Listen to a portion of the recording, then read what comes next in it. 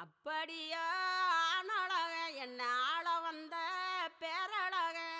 செப்புக்கல்லி சீரழக சின்ன சம்பவள வாயழக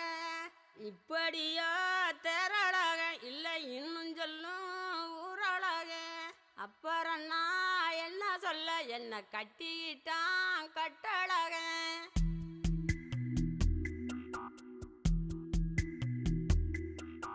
சித்திரையில் என்ன வரும்